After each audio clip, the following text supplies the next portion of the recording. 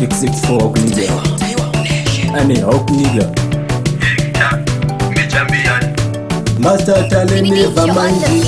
Adikwati waisa patai Andina wali mamba kunge mukamba Unangana okwana inendiri mbata Semangu manino manya shikanda ya fight Tiru mkashura ndifenda neta Nyangwe mkaseka ndifenda neta Nyangwe mka Antifenda neta ndinoziwa chetele funcha seta Tiru mkashura ndifenda neta Nyangwe mkaseka ndifenda neta Nyangwe mka Antifenda neta ndinoziwa chetele funcha seta Pandijalisita wisi wacha paneka wangu wacha funduka Wisi wacha maniswa wisi wafana Wisi ndo waratiza ndirimukanya Wisi ndino wafana Jingo karani tipapa Uzandisa yuse mangu madindo tambura Nduzile waka wata wacha una ndirimba Wadogora wa watipa kudindiri captain Andina wandinuchka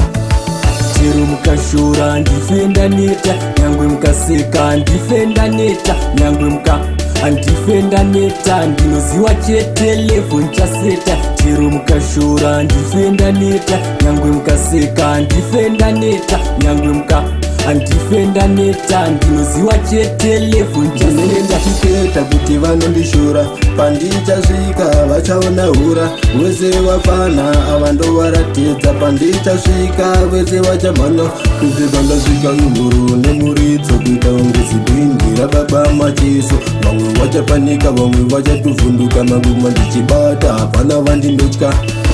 Tiru mkashura ndifenda neta Nyangwe mkaseka ndifenda neta Nyangwe mka Antifenda neta ndinoziwa chetele funcha seta Tiru mkashura ndifenda neta Nyangwe mkaseka ndifenda neta Nyangwe mka Antifenda neta ndinoziwa chetele funcha seta Pandijalisita wisi wacha paneka wangu wacha funduka Wisi wacha maniswa wisi wafana Wisi ndo waratiza ndirimukanya Wisi ndino wafanya Jingo karani tipapa Uzandisa yuse mangu madindo tambura Nduzile waka wata wacha una ndirimba Wadogora wa watipa kudindiri captain Andina wandinuchka